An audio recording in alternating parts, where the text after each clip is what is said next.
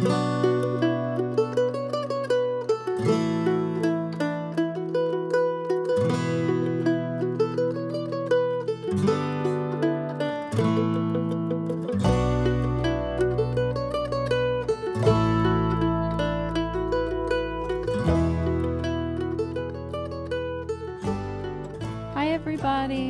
Hi. This is Basecamp. And this is Yeti. And we're your hosts, if you didn't know. For the podcast that you were listening to right now. Dude. Do you hear that? Can you hear the thunder? We are with birds in the background. That is weird. I know. What a strange storm. We are out here camping along, well, it's not really along, it's within the Lost Creek Wilderness, which is... I just saw the lightning. Did you see that? No. 1, 2, 3, 4, 5, 6. Nope. 7. Nope. 8. Not happening. 9. 10. 11. Wow. I don't think you're going to get it. It's like super far away. Don't think you're going to get it there, lass. But I did just see lightning. But you did, yeah. I did. Anyway. This is our podcast, Yeti Walks into Basecamp, talking through hiking. I am half of your host. I'm Yeti Legs. And I'm the other half of your host. She's Basecamp. This is your first time tuning in. Hi. Welcome to our tent. Welcome to our tent. We usually don't record in here. We usually record at home. It's 20 miles away. 20? Yeah, at least. It's coming closer. We are recording in our tent today because we needed to get an episode recorded. And we wanted to hike, so we just made it happen. Yeah, and we have a very busy June. Wesley is starting his new job. I will be traveling a ton. My brain just covered.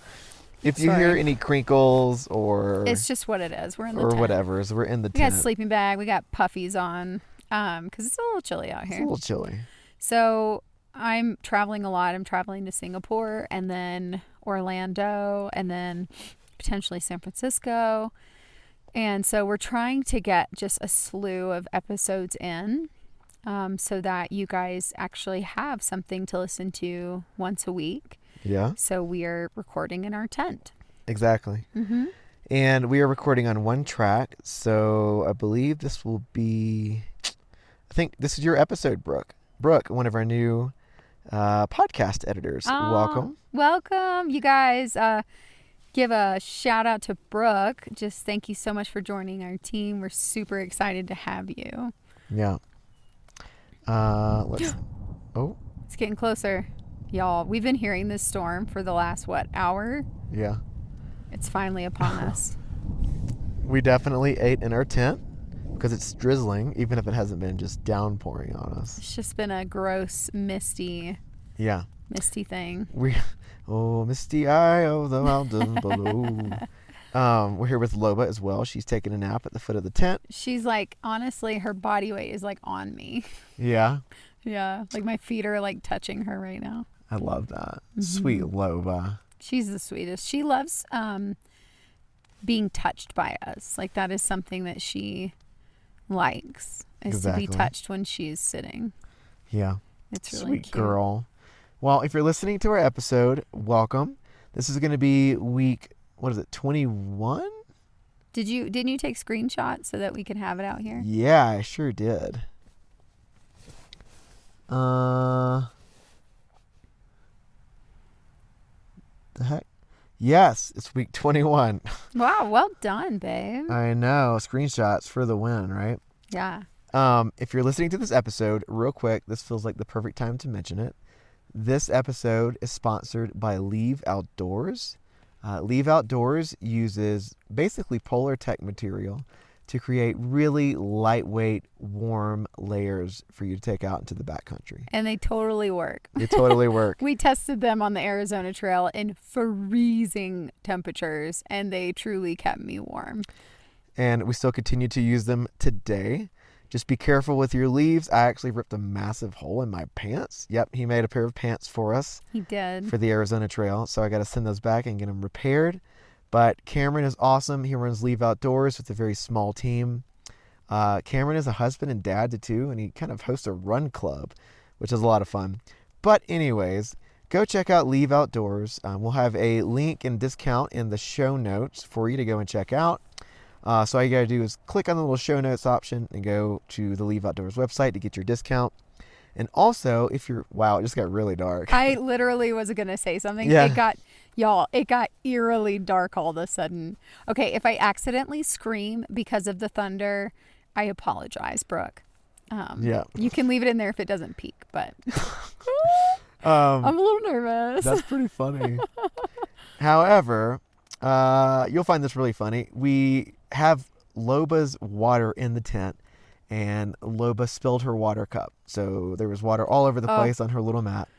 So we ran out of enough toilet paper to use to soak it up. So I pulled out my Leve Alpha beanie. Very funny. I know, that's good. So I actually used my Leve Alpha beanie from Leve Outdoors to soak up all the water.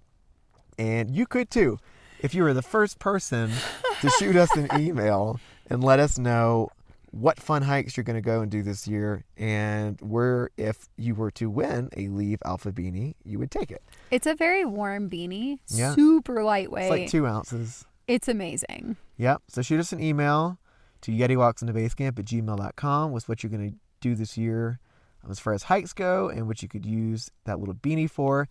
And the first person to shoot us an email with that information is going to win their very own Leve beanie. And you'll know you want it because we'll respond to you, let you know, and ask you what your shipping address is. Mm-hmm.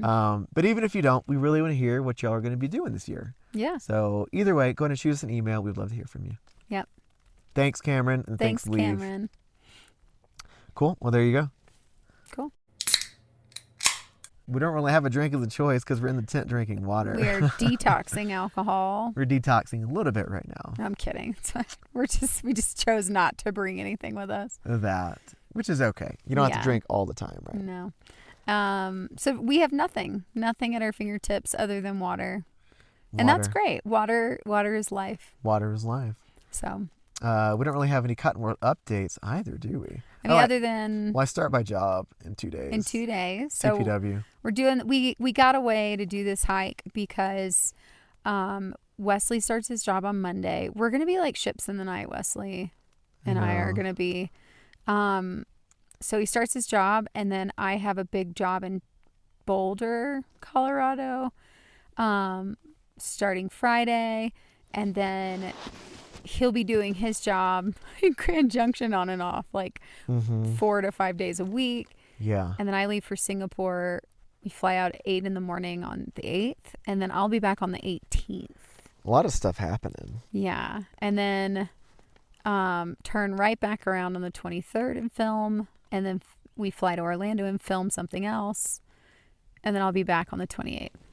That. And Deuces, shout out to Deuces, he's taking Loba for 3 weeks to help us out this month so that we can kind of, like, it would have just been a nightmare to try to figure out how in the world to have someone pet sitter while we're doing all this stuff. So, yeah, thanks, Deuces. Thanks, Deuces. Wow. He's been kind of a lifesaver, hasn't he? Dude, totally. And what's even better is that Loba and him love each other. They really do. Like, he misses Loba all the time. And truly, when she just saw him this last weekend, he came up to Breck, him and Tohi, and we did a couple hikes together. And oh my God, when Loba saw him, she hadn't seen him in a few months. When she saw him, she jumped so high that if he had caught her, she would have landed in his arms. Like, she was so happy to see. That's so sweet. It was very cute. So it's always nice to, I don't know, it feels very comforting to know that we have Deuces close. I know, he's our homie. Yeah, he is. Pretty much. Well, I guess, should we talk about week 21? We should. Right after I let folks know that our 2 new editors, Brooke and Bryn, I think it was like during one of their interviews. I can't remember if they both said it or if just one of them said it, but they mentioned having more listener questions in the podcast episodes. So shoot us emails with listener questions because we want to answer your questions from listeners. Ooh, so like burning questions. Like burning questions. We could even do an episode of burning questions. I know, if we get enough questions. Yeah. Please ask us questions. Let us know questions. Yeah, we love questions. Or we could pick a topic and you can ask us questions. Here comes the rain a little bit more. So yeah, we'd love to hear from you. With that being said, let's hop right into our PCT week 21. We're getting close to the end, y'all. Close-ish. It's wild. So we are in Oregon. And week 20, we last left you with us arriving at Shelter Cove with Songbird. Songbird, all of 4 foot, 6, 4'7". Baby, she's like 4'10", 4'11", or 5 foot. She's definitely not 4'6". Maybe. Okay. That's like okay. We'll give her 4'10". She's tiny. She is, and she's very short. But I don't think she's like. I don't think she's that short. But she's super fast. She's very fast. Super fast. We should ask Songbird how tall she is. Songbird, how tall are you?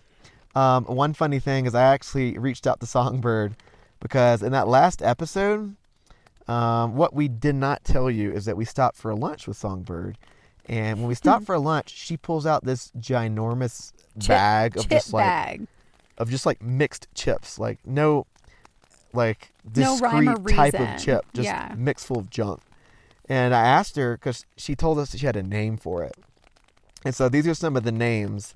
And I think that the last one is my favorite. Oh, crap. We don't have enough service to pull all of them up. But anyways, I can see 2 of them. So one of the names for like all of the chip crumbles and seasoning at the bottom of the bag once you keep mixing and adding more chips into it when you're hiking like this. One that she came up with was chip dust. The other one that she came up with, which is my favorite, she called it Chip Keef. I'm pretty sure that has to do with pot, but not it's like the best food after smoking weed kind of thing. Is that what it is? I would imagine that's what she means by it. I don't even know, but it sounds good. Keef. We're not really pot smokers, so. I like the word kefir, like, the milk. Yeah. The yogurty milk drink. Oh, kefir, yeah. Kefir. Yeah. I just love that word. You're funny. Yeah. So we are in Shelter Cove. We crashed that night, and then the next day we need to really decide what the heck we're going to do with our lives. So what did we decide to do? We decided to take a 0. We decide another 0. To take a 0. After just having taken a 0, like 2 days before that or something, or 3? Yeah. But we were pushing pretty big miles. Well, and the reason we were planning to take a 0 is because we had something else planned the next day. Yes. Well, the timing. We'll have this conversation now. But we had discussed doing a 24-hour challenge. If you don't know what that means, it means hiking as many miles as you possibly physically can in 24 hours. Yes. And we had everybody says Oregon's the best place to do it because it's just so flat. And so you can hopefully get a lot of miles in. Well, Wesley and I had talked about this, and for some reason, Wesley really wanted to start out of Shelter Cove. I'm not sure why you wanted to start out of Shelter Cove, but I remember saying, I think we should start a little later so that we can push ourselves to get into Sisters in a 24-hour challenge so that we can crash in a town and not on trail. But for some reason, you were really set. You were dead set on us. I really thought we could do it, even though it was No, but you didn't think we could make it to Sisters because we still had we still had 80 miles to Sisters or something, or 75. I think it was around 70, 75. So my thought was we could push a crap ton of miles and crash really hard and then set ourselves up for Sisters so that we could get into Sisters early the next day. That's what you thought, yeah. Yeah, that was my rationale. That was his rationale. So, because Deuces had done it, and he had set himself up where he did get into Sisters. Yeah. As his 24-hour challenge. So Sisters is the next big town after Shelter Cove. You have one more little resort in between Shelter Cove and Sisters, and it's Elk Lodge, Elk Lake, something like that. I don't even Elk remember. Something. But Oh, yeah. but Sisters is like the town to get to. Yeah. Because then a lot of people end up going to Bend. We decided to stay in Sisters, but we were in Shelter Cove, and in all of this, a lot of drama was happening.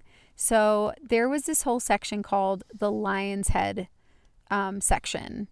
And it was closed. It was closed because of a fire that had happened years previous. Like, it was not a couple of years, yeah. It was a few years, but they hadn't reopened this section to through hikers yet. And a lot of our crew hadn't broken their footpath yet. And so they were wanting to go through. We hadn't broken our footpath yet. So we were discussing going through, and then we get to Shelter Cove and we start hearing on like Far Out. We start hearing on our social media. We start hearing on our Instagram from some of our friends that the rangers were out. Like, they were not playing. They were out and aggressive and pulling freaking permits from people. Pulling like PCT permits, like the coverall permits. Yeah, the coverall permits that you have. They were taking them away from hikers if they caught them doing this trail. And we were like, we really don't want to risk it. That would just suck if we got our permit pulled. Because there are certain sections in Washington that you absolutely need a permit. And if you don't have that permit, that's not good. So if you risk it, they might steal your biscuit. Oh. And by biscuit, I mean your permit. Oh my God. Well done, babe. Thank you. And it was funny. We had a few of our family and friends that did decide to do it. Like, they were just a day or two ahead of us. And they said they were going to do it, but they were going to do it at night.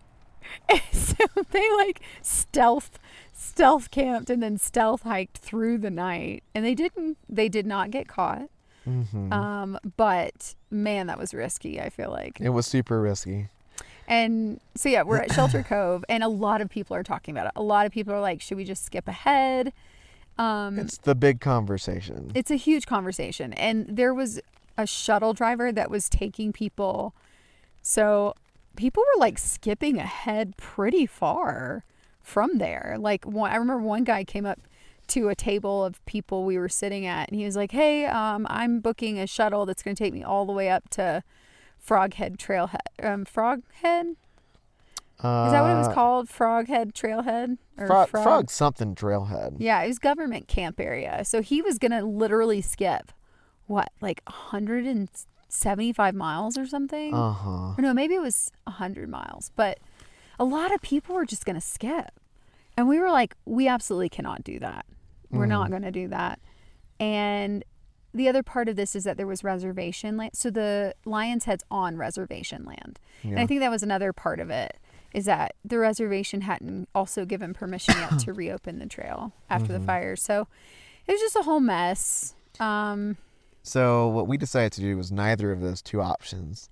We decided to book it to Sisters and basically do a road walk from the road where we got picked up and taken into Sisters. Start from that point, do a road walk all the way to this government camp area, so the Frog Trailhead. Yeah, so we wouldn't break our footpath. Yeah. So what was it, about 80 miles of road walking? No, it was 114. 114 miles of road walking. So the Lionshead area would have been, 75, I think?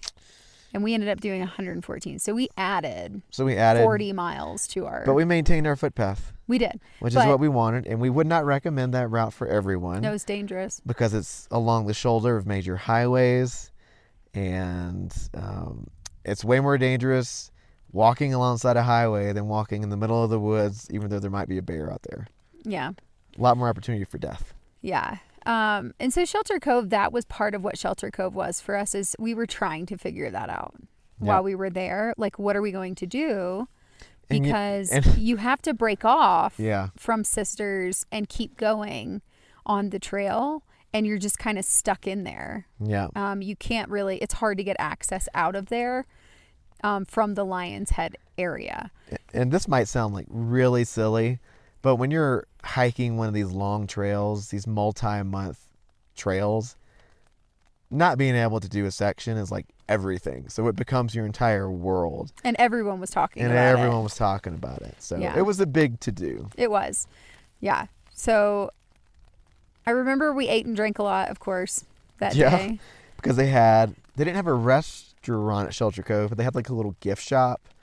And A general store. And you could buy beer, and like I think they had a microwave. Yep, they did. And they had a cute little tent station for hikers where we could all hang out. Close to the water. Charge our stuff, which was really lovely. Like really, they had charging station, hiker box, tent.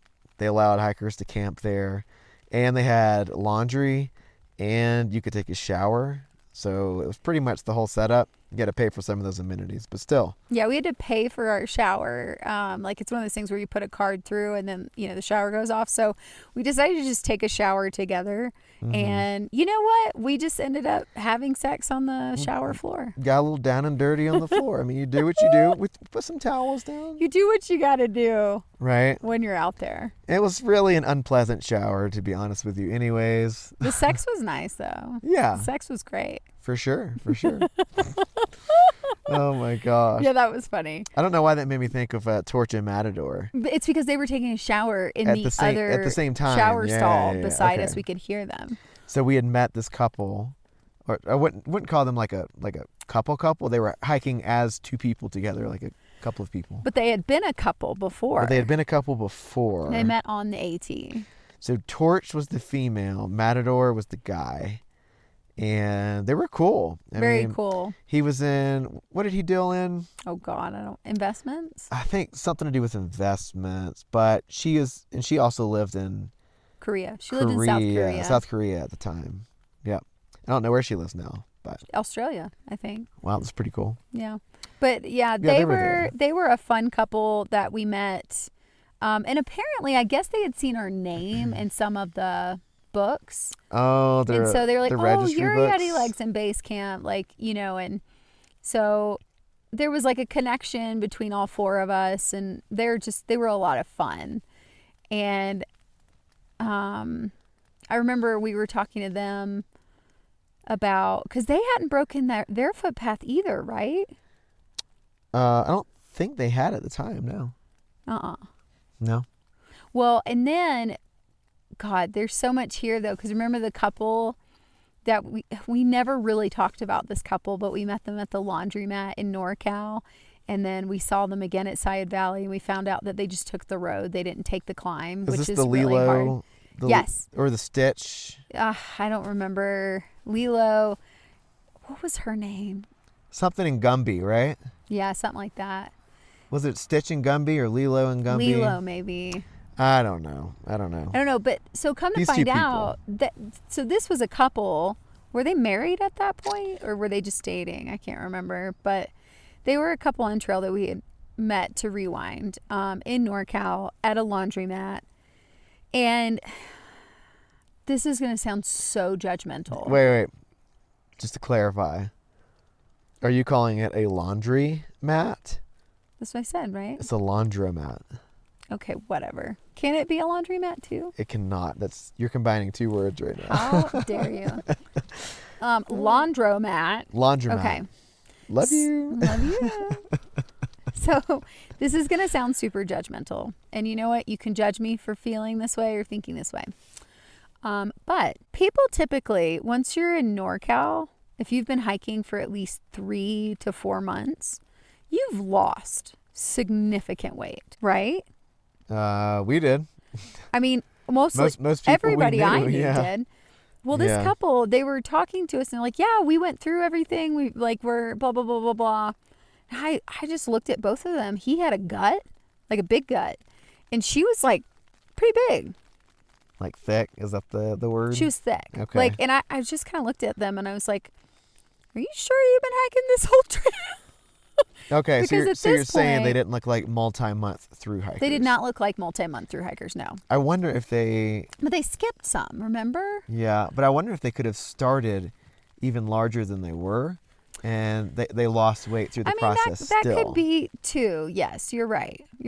But I do know that they skipped some. Which is unfortunate. And then inside Valley, they didn't take the climb. They took the road. So I guess they were yellow blazing. Oh my God, They I were forgot road about walking. that. That was them. They just walked around the climb because they didn't want to do it. Well, That's some bullshit. so then now let's fast forward. So we meet forward. We meet Torch and Matador. Shelter Cove, Torch and Matador. And we start talking about them for some weird reason. I don't remember why. I think we probably got started on the subject of just skipping, not on them specifically. And then I think you mentioned them doing the road walk. And you're like, yeah, it's this couple. And you mentioned their names or something. And Torch and Matador were like, no freaking way. So they started the trail with them. And they hiked the entire SoCal section with them. Uh-huh. And then, Torch and Matador hadn't broken their footpath at all. And apparently this couple ended up way ahead of them. And this couple is not in shape. They're not a couple that goes fast. And so Torch and Matador were like, oh, they had to be skipping. And then we find out later it's because she was pregnant.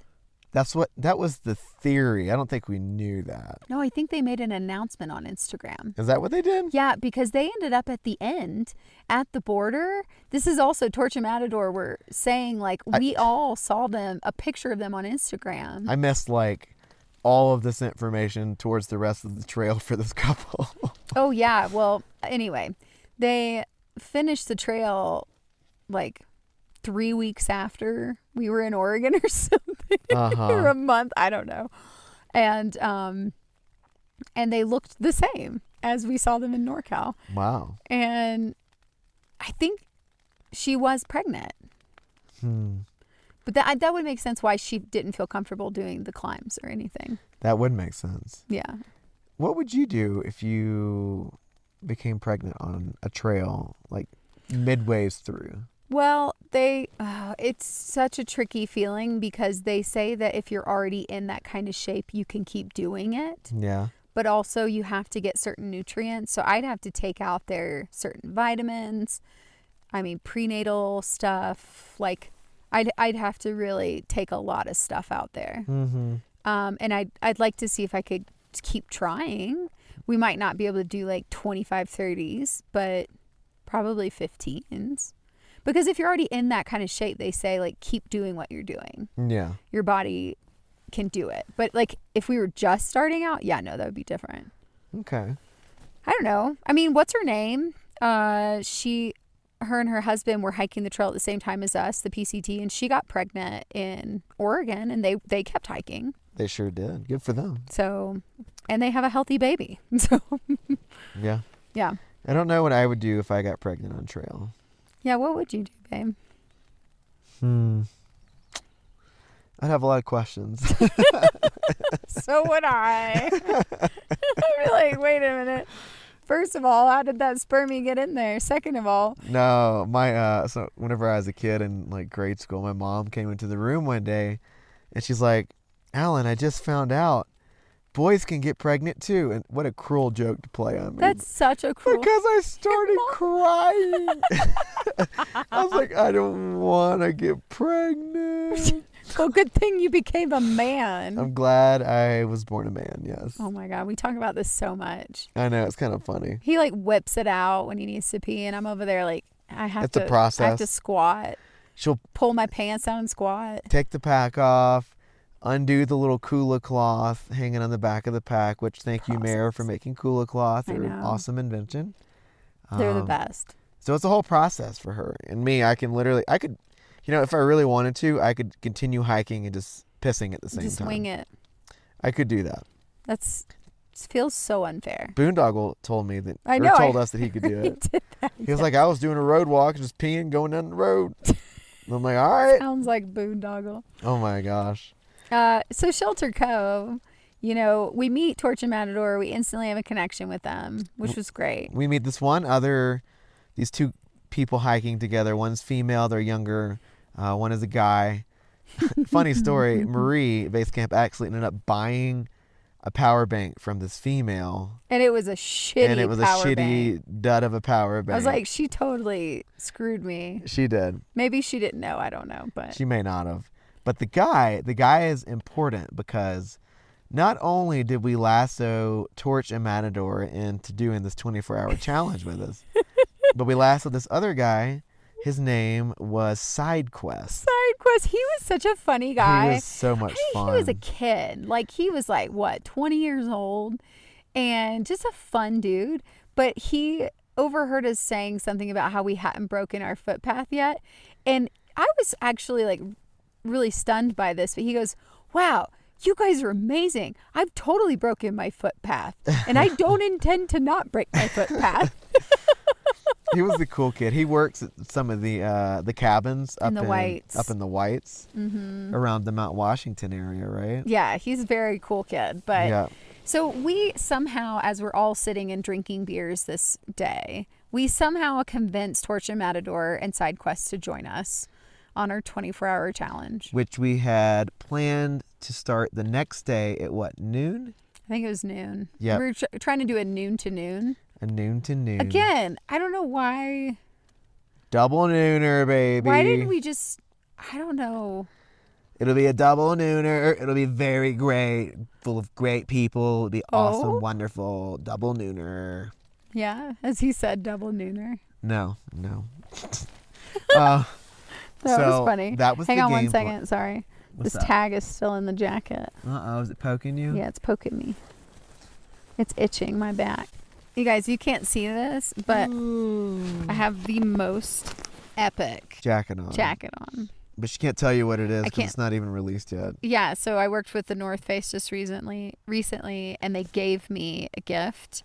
And it's not going to be released until the fall. And it is such a badass jacket. Like, I cannot wait to talk about it. Spoiler. I've said it so many times to Wesley today.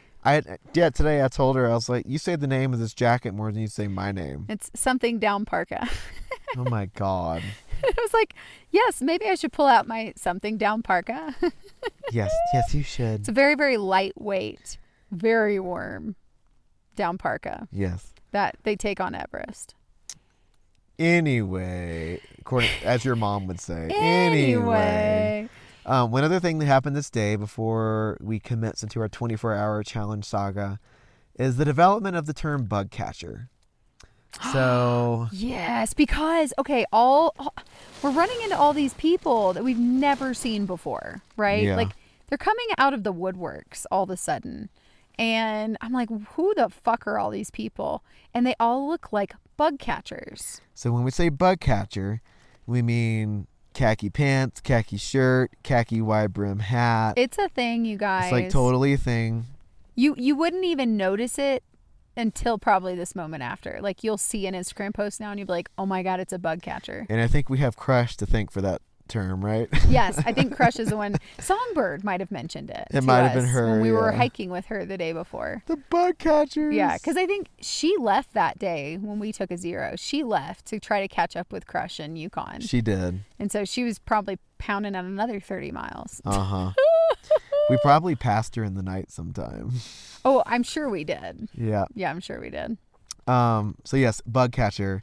Whenever you're through hiking, you'll never not see it again. Bug catchers for the win. That should just be a drinking word.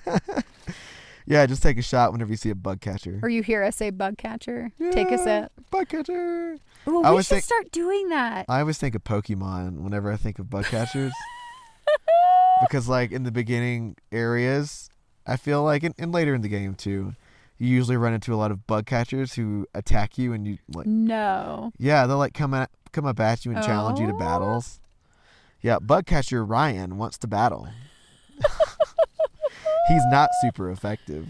That's amazing. Yeah. I just had the most brilliant idea because we do drink of the choice. Yeah. Like, everybody listening, hopefully if you're listening during a good hour, like evening or during the day when you're doing nothing, grab a drink, and we should have a drinking game where if we say this certain word throughout the podcast, they have to take a sip. Oh. Or we have to take a sip. It can be coffee or water or milk or whatever you want. I mean, it can, but it's not as fun. But it's drink not as responsibly, fun. Of course. I'm really curious, actually. I wonder, because I listen to most of my podcasts whenever I'm commuting or whenever I'm like setting up at work. So I don't know. That's true. I don't go home at the end of the day and listen to a and podcast. listen to a podcast. But Okay, that's just me. fine. Take a shot of your water. Take a drink of your water. Yeah, I get extra hydrated, y'all. I think it should be bug catcher for this one. Bug catcher. What is that, like 10 times? We've already said bug catcher. So now you're extra hydrated already. Yeah. But yes, we started seeing all these bug catchers. Yeah, and there was one guy there in particular that made me think of it. He was dressed like full on bug catcher. That's 11. No, that's like 13. But he had a dog with him, which I thought was kind of cool. I don't remember this guy. Yeah, a sweet dog. I don't think he was hiking the entire trail, but. But yeah, and it was just so funny because on this day at Shelter Cove, like we just saw so many people that had the khakis on. Mm-hmm. And it was like, oh my God, they're everywhere. Like, they're everywhere. Wasn't there an Australian couple there too? Like an older Australian couple? They like just flashed into my memory, but nothing in particular sticks out. Older? Yeah, I don't know. Okay, so we should start our 24-hour challenge the next day. Treebeard and Sketch we met, but we didn't meet them until Washington, I thought, right? Treebeard and Sketch were English. I know. But that's the only one I can think of that was from another country. Yeah. Okay, never mind. I thought I remember somebody else. 24-hour challenge. So the next day, bing, bing. We, of course, get all of our ducks in a row, have our packs ready to go. We did a little mini, I guess, food resupply at the general store. And come 11:45, we all met up. The posse met up. They did it. They met up. They showed up. We all met up, and we started. So it was the 5 of us. We started at noon. Cruising. We were cruising. 3 miles an hour consistently. Yeah. Did we even have a lunch? No, I think we ate lunch there. I think we ate lunch there and then started. So we're hiking through the evergreen woods. It was beautiful. The evergreen forest of Oregon, which is beautiful. If you could see it for all the mosquitoes. Because the mosquitoes are vile. They're horrible. They're thick. That's why we decided to start when we did. Well, that's another reason. That was one of the other reasons. We were like, let's hike through the night. There won't be any mosquitoes. Because the mosquitoes won't be as bad. They were not as bad. They weren't as bad. But that was actually one of our other reasons why we decided to start later in the day and hike through the night. So we're continuing through like these evergreen forests of Oregon, which are just beautiful. The mosquitoes are definitely present. During the heat of the day, they kind of taper off, especially in those really sunny areas where the sun's like shafting through the trees. And then it approaches dinner time. I think by dinner time, we've done about 25 We've done a lot. miles. We were cruising, yeah. And we stopped by a lake to have dinner. But the problem is that the mosquitoes were also ready for dinner too. You guys, it was so bad. And so what we did is they were so bad. So we definitely put our rain shells on because they can't bite through the rain shells. But you still have to expose your hands or expose your face. And some people had shorts on.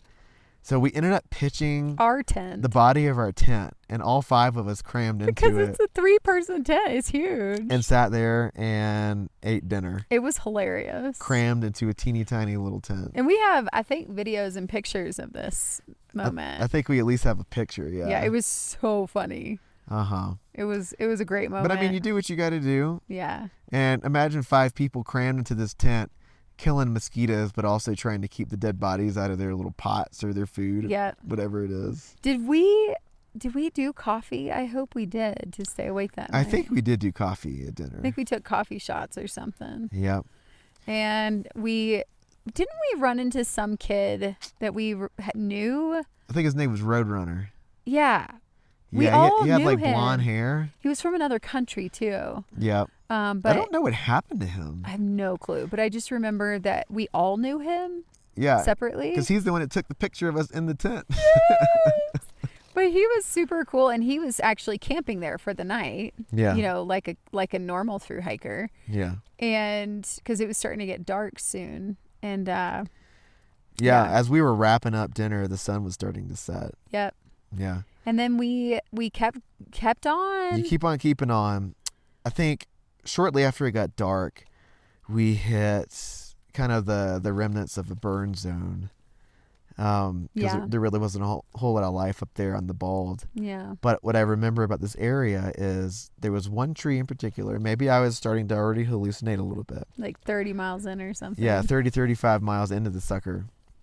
I saw a tree, and I swear Jesus's face was burned into the tree. It could have also been a Yeti. It was questionable. So I took a picture of it, and then I'll put that in the Patreon. But I'm like, so funny. Is this a sign? It's Jesus Yeti, Jesus Squatch. It's Jesus Squatch. Look. Could have been a sign. I don't know. Oh my God. And I probably was hallucinating at this point because Torch and Matador were starting to crash, and they actually decided. That was at midnight, though. Yeah, around midnight. And they actually decided to call it and not continue the 24-hour challenge. They did a 12-hour challenge. Yeah, they did a 12-hour challenge. God, guys. But they were like really starting to crash, yeah. And I just remember them being like, "Okay, we're gonna camp now." So side quest continues on with us, and we're just like cruising, and we're getting to know side quest. Such a cool kid. Yeah. And finding out like who he is. Had some great conversations with him, and it passed the time really well. Actually, I would highly recommend doing a 24-hour challenge with people you don't know. You get to know them. Well, and it passes the time. It does. Like you're asking questions to each other, you're talking a lot, and so it just really does pass the time. It did. So, but imagine. So we went through a few different, I guess, significant transitions of terrains, yeah. So we're in the beautiful forest with sun during the day, and then we're by the lake and then hiking through a burn zone as the sun's setting and into the early night, and then basically getting close to midnight, and for the rest of the day until or morning. Rest of that night and into the next day, the next morning, we're hiking through. So imagine woods, but there are ponds everywhere. It's just water. It's snow melt. It's just like full of snow melt. Ugh. So like puddles and ponds, like large ponds. There's a bunch of deadfall in the ponds. And all of this is just awesome harborage for mosquito breeding grounds. Y'all, so it's the worst mosquitoes we have yet seen on trail. Yes. This moment right here. And the sun is starting to come up. It's now about 4 or 5 o'clock. And we're all starting, you can just see dazed. that we're all starting to hallucinate. Wesley is apparently falling asleep as I was falling asleep while hiking. walking, which is amazing. I don't know how. And we have our head nets on. We have our rain jackets on. And we decided to take a break and have some breakfast and some coffee. And this is how tired we are. We did not care that the mosquitoes were like hundreds per person are just swarming us. We didn't even care. So we're like trying to open up or like put our hand underneath our head nets to feed ourselves. Yes. And we're all just staring off into oblivion. Just cover what bits of exposed skin you can and just hope that you're not eaten alive. It was so bad. Those mosquitoes were so bad. I just kept thinking, boy, I'm glad Zika is not a problem on the West Coast. Oh my God. Seriously. It was rough, man. Yeah, it was bad. I mean, you could even see the swarm, the cloud of mosquitoes approaching. Like, it was a cloud. And then we reached the point as the sun is continuing to come up where it's not quite noon. It's more like 9, 10 o'clock, something like that. Where we're not even doing like a mile an hour at this point. I think we're just I don't even know. I think we're just frolicking, zigzagging. I don't even know at this point we don't know what's happening anymore. I'm like blacking out behind both of y'all. Yeah, Wesley was definitely falling asleep. SideQuest and I think we woke back up. You're doing okay. I was chugging actually. I was like, man, I could keep going. I don't even want to hear it. And I felt really good. But then I found out that Wesley's like falling asleep, like legitimately. And so we get to this spot. We get to a split in the trail, and the trail splits. It continues, or it splits off and goes to this elk lodge or elk resort or whatever it's called. And SideQuest decided to go on the split, didn't he? He had already intended to go there. Yeah, because he needed new shoes. That's the other thing. His shoes were tearing up. He had his shoes were like taped with duct tape. They were so ratty. So I think he was going to go get his new shoes that he had sent there. Those side quests. Yeah. And so we decided, Wesley is like, I cannot go any further. Like, I need to take a nap. So we called the 24-hour challenge. We didn't call it, but I needed to take a nap. He needed to take a nap. So the thought was, hey, we've got about 2.5 hours before noon. So let's take a quick nap. So we pitched the tent like 5 feet off of the trail. 5 feet off the trail. Right at the split. That's a very, very busy trail, apparently. And oh my God, I got so sick of people asking us, Are you okay? Are you okay? Is anyone in there? Well, I'm like, it's a tent that is pitched. And it's like 8, 9 o'clock in the morning. Why is that abnormal? But I guess people want to make sure it's just not an abandoned tent or something. I and someone's guess so. Not in it, and then I know things happen where there's just a tent randomly on the side of a trail and it's been there for days. But one person said, "Is everyone in there? Is like, are y'all okay?" And I think I yelled, I was like, "Yeah, we're just taking a nap." And they're like, "Who pitches right there? Like right off of trail or something?" So they made some snarky comment. I'm like, "You don't even know what we've been through." I would have been like, a PCT thru hiker who just did a 24-hour challenge. Go away. Like, you don't even know. You don't even know what we've done. I think I remember at one point I fell asleep and I fell into a deep sleep. But you know those deep sleeps where you still can hear everything around you? Yeah. So I swear to God, I heard someone approach our tent. And I literally shoot up out of sleep. And I'm like, we're okay. We're okay. I thought they were about to open up our tent to make sure like that we were alive or something. I don't know. I recall having nightmares. We only sat there and napped for about an hour, hour and a half. But I recall having nightmares about boars bursting into our tent. I don't know why. I don't even think there were boars in Oregon. But I remember that. You know, I don't think you ever told me that. No, I didn't. That's hilarious. So after like an hour and a half or so, we broke down the tent, packed up, and started going again. And we didn't make it very far by noon. We did 6 more miles. Yeah. So we had totaled 54? By noon, 51-ish, almost 52. Oh, and then we ended up doing 54 though, because we did 2 more miles. Well, we did more this day too. Oh, we did? Yeah. Oh, how much did we do? I wrote the mileage down. I thought we ended up doing 54 miles in the 24-hour challenge. So I wrote us down for recorded miles, 49.67 for a 24-hour challenge. But I think it was a little bit higher based on like actual trail miles. It was definitely higher. But so this day where we took our hour and a half nap, we ended up doing 7.2 miles after the noon cutoff. And so we ended up doing what's 49 plus 7. That's 50, almost 50. So 56. So it's 56.87. So we almost said 57. In a day and a half, yeah. Yep, 57. Well, because we ended up pitching our tent at like 2 o'clock. Yeah, we pitched pretty early. So we continued on from yeah.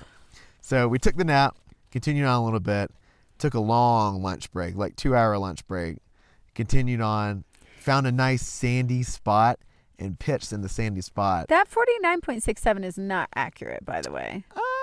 Because I think your watch, something happened. You didn't turn your watch back on.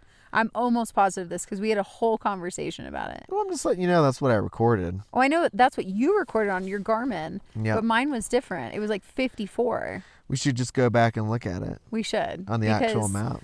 I remember that number. Yeah, I remember it being about 52. I think because you forgot to turn your watch back on at one point. That sounds like me. Because it just said 49. That's not accurate. I know that's not accurate. Okay. I'll take the extra miles. I'm not afraid of that. We'll just say 50 miles. We did almost 50 miles in a 24-hour challenge. That.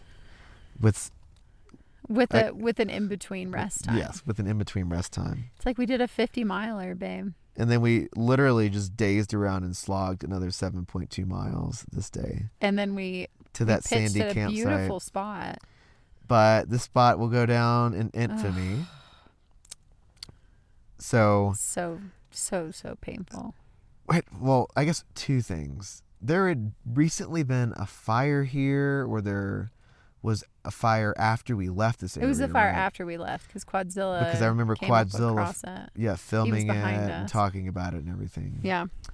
So this spot became famous because the next day, as we always do, typical pack up routine. Last thing that I pack up is typically the tent. He shakes it out every before morning. Before I break it down, I'll pick it up because it's a freestanding tent. I'll pick it up by the frame and I'll shake it out to get all the dust and the sand and the hair and junk out of it. And that's my routine. And then I'll take off the DCF poles and then I'll stuff it on the stuff sack and we're gone. So I had she had done something very abnormal. She never does this. I always take my wedding ring off at night because our fingers just get so swollen out there. And it wasn't my engagement ring, you guys. That engagement ring that I have was being held for safekeeping. Yes. With our dear Bob and Brenda, second parents. And in Colorado. Yeah. So my wedding band is this silver wedding band. It's what we made vows with. And I always took it off at night and I always put it in my little bag. I had this little Kuva bag. And Kavu. Kavu bag. Kuva. And this one night, probably because I was so delusional. Yeah. From lack of sleep. I was so tired and lazy and I put it to the side of my head in this little pocket because I put my gloves in there. I put stuff in there. So I was like, surely, I'll get it out in the morning and it'll be great. And so we do our whole thing. I put my sun gloves on. I always do that in the morning before we pack up. And we go. And we start hiking. And we had, 21 miles to Sisters? How many miles did we end up doing that day? We ended up doing 23.93. So almost 24 miles this day. And by the time we got to around mile 20. No.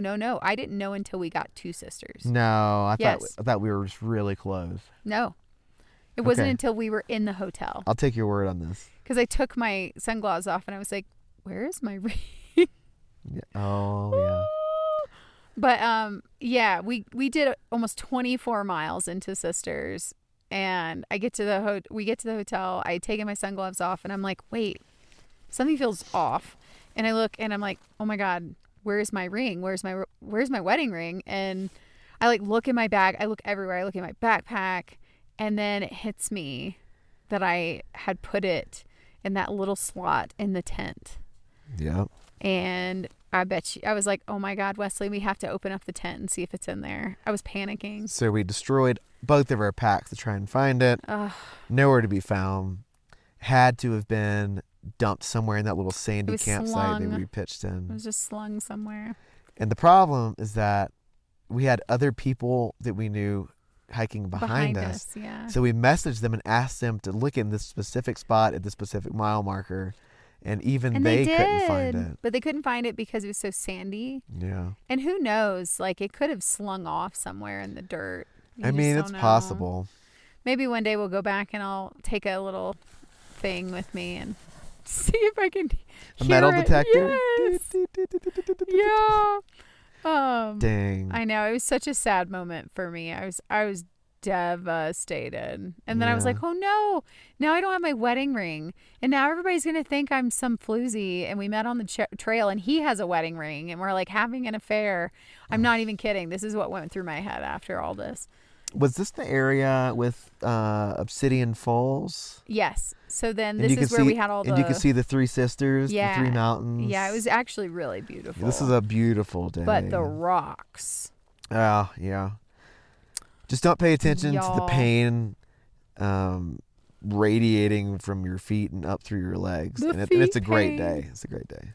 It's a great day but the feet, Yeah. I was like, by the end, when we finally got to there's this little highway that can take you into Sisters, and there was like an observatory. It's called the D. Wright Observatory. Yeah, it's right there. So we were hoping we could get a hitch out of there because, we'd hope there might be someone there. But it's not a very popular highway. No. And so... But there were pit toilets. But there were pit toilets. But my feet, I was crying by the end of that day. Well, like the last 2 or so miles before you make it to that road are on lava rock. It's just lava rock, you guys. It's just balls of lava rocks. A good probably quarter of the trail in Oregon is on lava rocks or some type of lava stone, which can be super painful. And now I remember the red lava rocks. I thought it was this day. Yeah. You said it was before, though? I think there were multiple days with red lava rock. Because I think we also had it this day. And we were like, I swear to God, probably like the mayor of Sisters or the mayor of this area or some leader of the protection and preservation of this area decided to dump a shit ton of red lava rocks into these areas. Like, oh, it's the red carpet. Yeah, like it's just very, it looks too perfect. It looks like somebody dumped them in there with bags and they hurt like hell. Red with the blood of all the hikers that walked on them. Maybe that's why they're the color of red. But before we got to that D. Wright Observatory thing, I do want to just make a comment about the Obsidian Falls area and how beautiful that was. It was stunning. You're just hiking by all these shards or just chunks of obsidian. And yeah, please don't take it. The obsidian's cursed and it will haunt you for the rest of your life. Because Wesley did take it from Iceland. So don't take it. I did take some Icelandic obsidian. I feel bad about it. Do you think that's why I got a UTI in Iceland? No, because that was before. No. No, I took that stuff like the second to last day we were in Iceland. Oh, you're right. Yeah. Okay, yeah. Sorry. Yeah, but don't take it because it'll haunt you the rest of your life. You're not supposed to. Not supposed to. Yeah. So just enjoy it. Take pictures. And go check out the Obsidian Falls area and the epic views of the Sisters Mountains because that's some of the most stunning scenery in the state of Oregon that we saw. It's gorgeous. Crater Lake's cool, of course, but this was like I think this is cooler. Vista's beautiful. Like volcanoes, baby. Yeah. It was very cool. So fast forward back to that D. Wright Observatory thing that we got to after our feet were just screaming in pain. We were there probably a good half hour, 45 minutes, and saw just a handful of cars, not many. This one sweet guy had his young child in the car with him, and he offered to give us a ride into the town of Sisters. Yeah, it was very sweet. So we dropped us off at like our hotel/restaurant because they had a hotel above the restaurant that we stayed at. Oh, such a nice hotel. That might have been one of my favorite hotels we stayed Oh, in. it was epic. There's a reason that we stayed in Sisters for like 4 days. So we get there, and then we take 2 zeros the next 2 days, and then we start slack packing our road walk, which we'll talk about. Yeah, but we actually booked this hotel for 4 days, and it was really cheap. I think It was like $80 a night or something. I think 3 nights. Yeah, 3 nights, 4 days, because we took 2 zeros. Yes. And then we did the slack pack, and we came back into Sisters, and we stayed at that hotel. So we just left all of our stuff in the hotel, except for like water and food. I just remember we spent most of our time in Sisters sitting in the bed at the hotel. Oh, it was so glorious. Right? I had the best time just going down to the restaurant and eating, and then going back up to our hotel and doing nothing. But it is a really cute town. It's got like a Western vibe happening. It did. And we went into the outdoor store because something... Oh. It was our tent. Yeah. Something happened with our tent. Yes. What was it? So we had this Nemo Dagger tent, and these tents have this thing called, I think it's the Jacob's foot. Oh, yes. And so this little Jacob's foot is basically a ball and socket fixture. So the DCF poles have the ball at the end of them, and it fits into the socket of the Jacob's foot. Well, one of our Jacob's feet popped off somewhere. Goes away. And we just lost it. Yeah. And so I've had to jerry rig our tent with paracord to hold on to the little ball of the DCF pole. So we just slip it into a little knot that I made. And we had contacted Nemo about this just to see if we could get just the replacement for it. And no one had gotten back to us. We contacted their social media. Yeah. They gave us a link to fill something out. We did. Mm-hmm. No one had gotten back to us at all. And we're like, dude, we're through hikers. We're not just sitting at home twiddling our thumbs, waiting, working jobs, and we can just get a whatever it's called whenever we want. And we had listed Sisters as the delivery location to send a repair kit to, but we never heard back. So we go to this sweet, awesome gear store there in Sisters. I forget the name of it, but it was amazing. But she had beer. She had beer for hikers, which is so sweet. In the back, yeah. And the sweet woman called, and I'm so sorry that this happened to you if you're listening to the podcast. And I hate that it happened to her. The sweet woman called her Nemo rep and let them know the situation, and they offered to let us take a Jacob's foot from one of the sweet lady's tents in her shop. It was so kind. And then the Nemo rep, like an asshole, was like, never use this number again, which is so stupid, but whatever. So yeah, she gave us the foot, and we had it for our tent. And before we started doing our slack pack on the road walk all the way around the Lionshead closure, I went to the post office, and Nemo had sent us the damn repair kit. Even though they never told us. It was there. We just didn't know. Did we give it back to her? So I think we gave her back the foot. But it sucks that the rep was like that. I know. However, not knocking Nemo at all, because Nemo was actually super helpful later on. They delivered later. Yeah, they did. They did. And then the other big thing that happened during our zeros was that a fire blew up in Syed Valley. So NorCal. Remember we had talked about how there was so much deadfall and basically fuels on the ground. I say fuels and that's where it was. Limbs and leaves. And it was just really devastating. And all these thru hikers had to get off trail because the fire was coming their way. They said they woke up and there was just ash falling everywhere around them. And it was just a really devastating part, I think, of the trail for a lot of people, because we were already hundreds of miles past that, right? Yeah. We're 2.5 weeks past it, or 3. Something like that. And just to think that we could have been there. I don't think we would have been at that point, but we would have been close if we had just kept lollygagging and not doing 25 to 30s. Yeah. And it was a really crazy thing to see that now the fires had started. Mm-hmm. and they were bad. And they said it was the third largest fire they'd had in California on record was that fire. I didn't remember that stat, but yeah. That's what I remember hearing from when I was looking it up after it happened. But yeah, we were sitting in the bed when you saw that, actually. Yeah, I can't remember how. I guess maybe on a PCT Facebook page someone had posted it or something. Yeah. And that was just devastating, because that begins to be the ripple effect of the bubble that we experience after the road walk. Oh my gosh. Yeah, that was just the first of many things to kick people up head on trail. Yeah, Lionshead, and then the fires starting in NorCal. Yeah, started pushing a lot of people up to us, but that sucks for them. I know, it was a bummer, and we can talk more about that when we get into that and meet people from that portion and really get to know them and hear their story. But I think the last day on this week is when we slack packed. So what was it? Was it week 20? We talked about Crater Lake. Yes. Week 20 or week 19? Well, whenever we discussed our stay at Crater Lake, we discussed a sweet couple, Ron and Mary Lynn. Yep. So Ron and Mary Lynn were super kind. They, we exchanged numbers with them.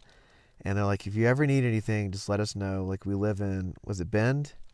They lived in Oregon. I think it was Bend. Somewhere in Oregon. I think it was close. And so we were like, oh, well, now that we have this plan in place, like, how do we get someone to drop us back off into this middle of nowhere random? When she says plan, she's talking about our plan to do the road walk around the Lionshead closure. And no one's really doing this. We're like one of like 5 people. 5 people in the entire trail. That we know of anyway. Yeah. And so we needed, after all these zeros and sisters, we needed someone to take us back up to that D-Ride observatory right at the start of the lava rock so that we can basically continue our footpath and slack pack from that point back into the town of Sisters, which was about... Was it 14? It was a 14 and a half mile road walk / run. We decided to wog it. Is what we called it. It was a walk jog. Yeah. So whenever we felt like jogging, we jogged. Whenever we walked, and we took water and some snacks. Yeah. And Ron and Mary Lynn did message us back. And they were like, we can't help you, unfortunately. Like, we're not there. But one of our dear, dear friends, Joanne, she said she could help you guys. And her husband, John. And it was going to be ass crack early, too, right? We wanted to, like, do it super early before it got really, really hot. Yeah. And then that gave us a little bit more of a rest day before we started the rest of this journey. Yeah. On foot. And what was impressive is not only how the trail provided through Ron and Mary Lynn, but Joanne and John had to commute an hour to get to us. We didn't know that. Yeah, we didn't know. So thank you, Joanne and John, for that. They were the sweetest angels. But they had to pick us up at our hotel. Wasn't it like 5 o'clock in the morning? We decided about 5 o'clock, yeah. And then they took us all the way back to the D-Ride Observatory, and we walked it. I love that word. We walked it all the way back to Sisters and got back by probably around lunchtime. Even before that, I think, because I think it was like 10 or 11 because we were jogging it. And so we did 14 miles in like 4 hours, I thought, or something. So this last day of the week, we actually relocated to another hotel, a little bit cheaper, a little bit closer to the actual road that we were going to be jogging on. It would dump us right onto it. It would dump us right at it. Mm-hmm. So we checked out of the hotel above the restaurant and walked to the newer hotel, dumped all of our stuff into the room, and then the sweet couple, Joanne and John, picked us up there, drove us all the way to the D-Ride Observatory, which was over an hour for them to get to us. Sweet people. And then we walked it back. It's about 15 miles. Didn't really take us that long. We got there before noon. And we were conveniently close to a Dairy Queen, which is what I remember. And we rewarded ourselves. To the Dairy Queen? Yeah, we rewarded ourselves at the Dairy Queen with ice cream. And I remember getting chicken nuggets or chicken tenders. That's not surprising. Did you see the lightning? No. I thought it was lightning, but it just flashed. Weird. I don't hear anything. Must be way off. Could be. Was this the night, actually? Do you remember when we got bat squatch? This is the bat squatch night. When I talked to Prism for like 2 hours and I drank 6 beers. Yes. And I got wasted. And I just sat there and drank bat squatch, and I think I wrote a blog or something. You wrote a blog while I talked to Prism. And I took a bath, I think. I really want to get some bat squatch now. I just remember, I was like, wait, I remember this hotel room because I remember very, very specifically talking to Prism for like 2 or 3 hours on the phone. And we were updating each other on our hike because she was behind us. That's right. Because she was going through the drama with shroom boots. Shroom boots. So like I was like her bouncing board, and I drank a ton of beers while we were talking because it just wouldn't stop drinking. I don't know what was going on. You were thirsty. I was thirsty. I wanted more beer. If we ever get her on the episode or on an episode, I'll let her tell that story. Yes. The whole shroom boots thing. Yeah. Yeah. Because it's a sad one, but it's a good drama filled one. It is. Yeah. So this is basically the last day of this week. However, I do want to stress that Joanne and John continue to support us into the next coming week by giving us water drops. And Y'all, they came in clutch. They were trail angels, but didn't know what trail angels were. Yeah. They just honestly. wanted to love on us and help us and protect us from the heat. Yeah. But this is the start of our road walk. And this was a really ballsy thing for us. I feel like this whole idea of the road walk, like we were connecting these roads starting from Sisters, and then that would take us to Redmond, right? Or there was like all of these different cities we were going to try, these little town cities that we were going to be hitting along the way. And they were like 25 mile, 30 miles. Like they were bigger. We were hotel hopping. So we were hotel hopping between these cities, but we were going to have to do big miles to get to each of these places. Yeah. And so, yeah, it was such a logistic that it was nice. The only thing I will say is like, we can talk more about this in the next episode, but the road walk, the only good thing about it is that we got hotels, showers every night, and like real town food and beer. So, but yeah, it's a real thing. It is. My feet are starting to fall asleep. Oh, no. Uh-oh. It's okay. I'm sitting Indian style. Do you want to do an environmental corner? It could be something quick. We can. What should we talk about? Any updates between environmental that's happening now and administration or politics? Like I know that, didn't they stop the public land sale? It looks like the millions really of acres of public lands that were going to be up for grabs for basically mining and excessive deforestation were pulled from the big beautiful bill. That's just what I've seen. I haven't really read any in-depth articles on it, but if that's the case, that's huge, and that's a huge big win. For all of us who have been calling our legislature, our senators, trying to get these public lands off the table for sale. Yeah. So that's huge. We're hiking through a wilderness right now.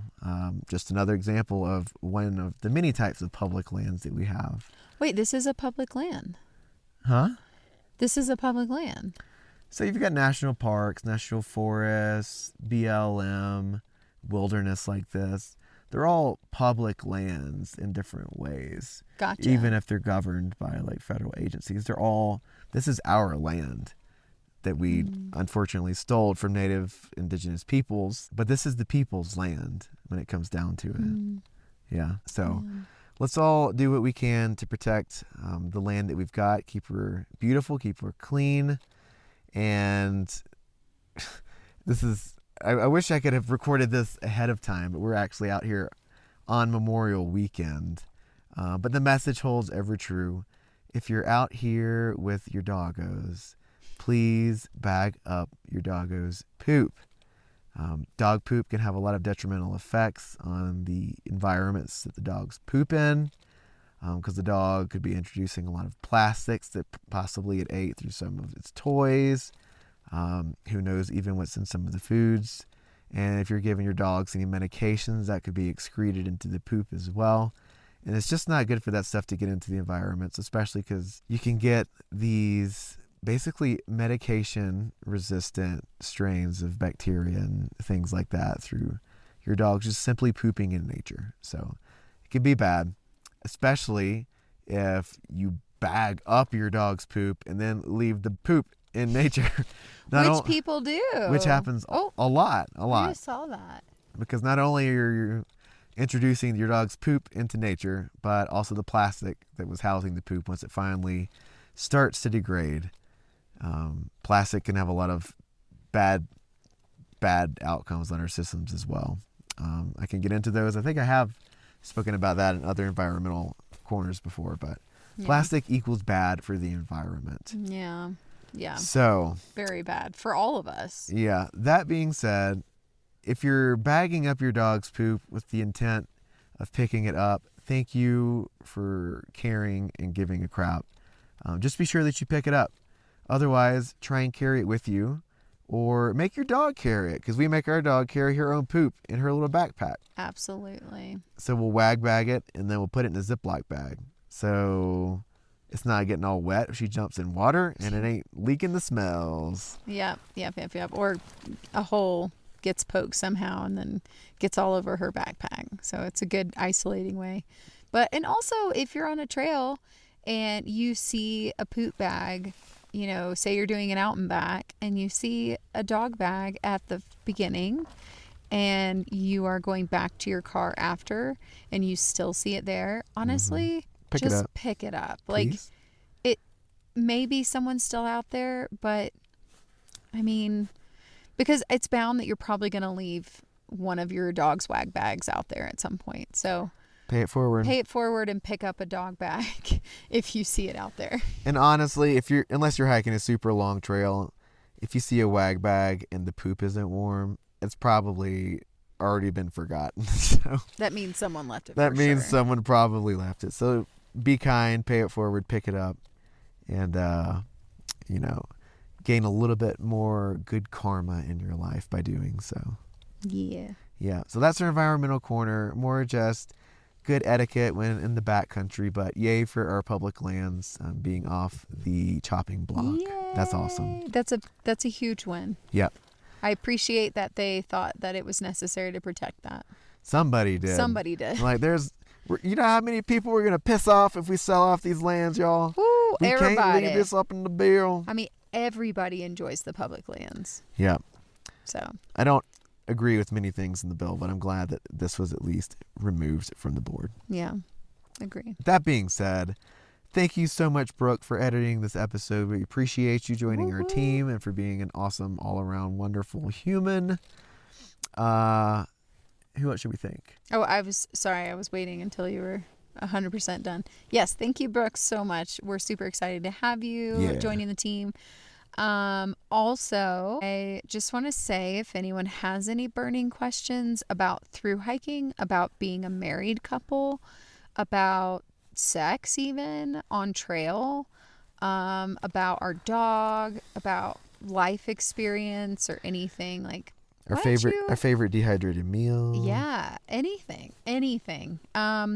Shoot us an email at yetiwalksintobasecamp@gmail.com. I think we'd really love to do a burning questions episode if we can get enough questions from people about whatever. It can be anything. It doesn't have to even be hiking related. It could be whatever you want it to be. If you're interested about something we do, or if you want some wisdom from us, I guess, if whatever wisdom we have to give.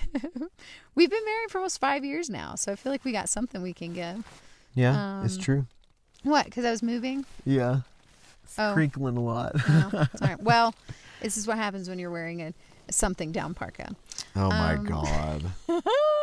But yeah, email us if you'd like, or DM us at Yeti Walks Into Basecamp. And thank you to the Fire Once Lost for our intro and outro. It's called Appalachian Trail. Feels pretty fitting for our podcast. So thank you so much to you for letting us use it. You rock. Yeah. And is there anything else? I think that there are a lot of people out here on this trail that we've been hiking. Oh my God, there's so many people. It's shocking. Which is crazy. And some of them have been really weird. Like this one guy who actually hikes a little bit faster than us. He doesn't speak. He kind of looks like a thru hiker, though. Said hi to him. Didn't even I said hi acknowledge to it. him, too. And then you said hi, then nothing. But he smiled at us the second time he passed us. So He did. Maybe, I don't know. Maybe he is deaf. he could be. I don't know. And there was another couple out here. Actually, it's a family. Husband, wife, kid, dog. Dog approaches us. And they don't even say anything. They're just like... I'm like, is your dog friendly? As the dog's approaching us with Loba. Yeah. And they don't say anything. And then the dad starts walking up. And then I say it again. I'm like, is your dog friendly? Because we'll pull Loba away and get out of here. But Loba looks like she wants to meet your dog. Yeah. And he goes, it's a hit or miss. Yeah. And I was like, it's a hit or miss in the woods, is what he said. Let's try and see what happens. And yeah, the dog really liked Loba. It was okay. And then we just saw another cute family, and they were super sweet and let us pass. Or we let them pass because they were climbing. Even though we've been climbing all day today. So proper etiquette. Give right of way on trails to people who are climbing. Yes, if you didn't know this, and especially if you're on a small, narrow trail, whoever is climbing has the right of way. It's true. And so if you're going downhill, get over. Please. For the person climbing. Don't just barrel down the hill. Even if you can both fit, just be courteous. Just have etiquette out here. It's just very nice and kind. Yeah. I mean, sometimes there's like a road, right? That's, who cares? That's different. That's different. But yeah. If it's a narrow trail. Hiking etiquette. I think the next person or couple of folks that we see out here, whenever we see them, I'm probably going to look at them and say, Happy trails. You like that? That was a good build-up, wasn't it? I knew where you were going with it, but Did you? face you always get this very specific tone and face when you're about to say it and tee up, and that's why I always start laughing. Anyway. So, thank you. Thank you.